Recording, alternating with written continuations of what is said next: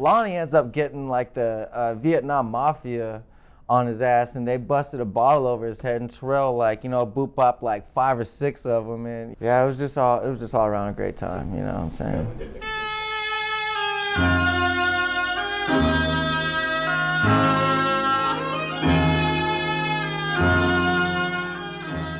The plan was to travel from Saigon all the way to the north and end in Hanoi.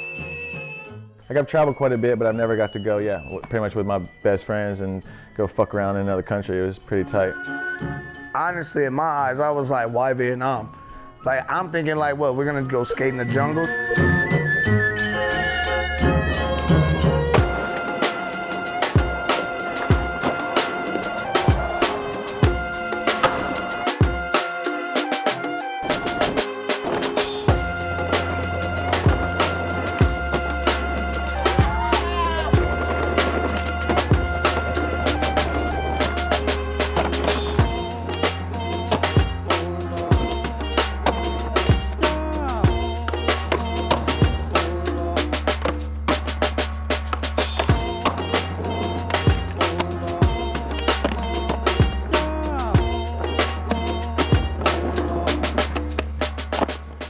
So it was me, Terell Robinson, Matt Ray, Chad Fernandez, Lonnie Shamblin, Taylor Jett, James Fitz, and Flo.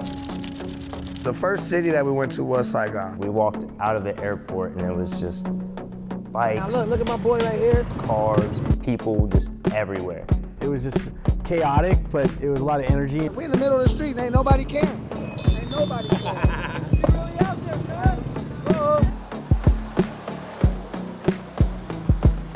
Yeah, man, we had our own private bus. It was awesome. It was like a 20, 40 person bus. It was a big bus, but like there was so many seats open all the time, remember?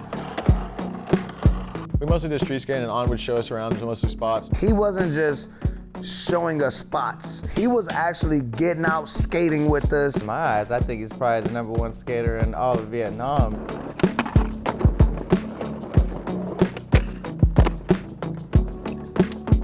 Big boy.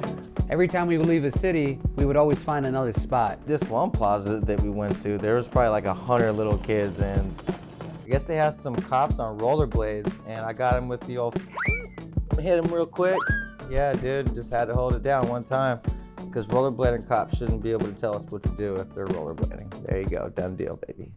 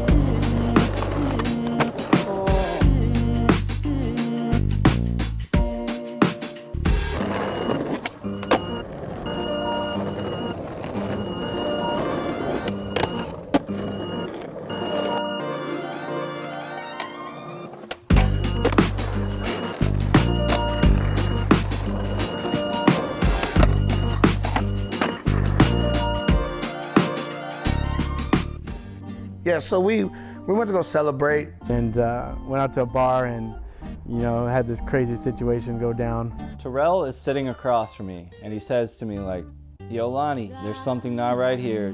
I think his exact words were like, my ghetto senses is tingling. He looked at me and started laughing. I was like, this ain't funny.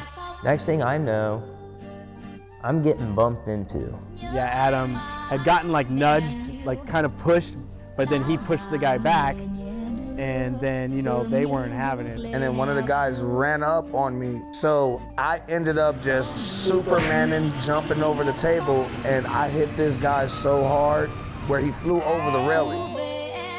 The last thing I remember was this Vietnamese dude just running up and he smashed a beer bottle over my head, and it was just like, boom, lights out.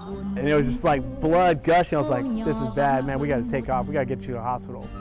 So I looked under my shirt, and it looked like Literally, a baby had just been birthed out of my chest. The funny thing is, the security guard actually had our back. He actually He shot the dude with a taser gun. for Lonnie and me, and he told them to stay back. But I told him, I said, let them out, like let them out. I still wanted to fight that night. These girls that originally brought us there, they all pull up on these bikes.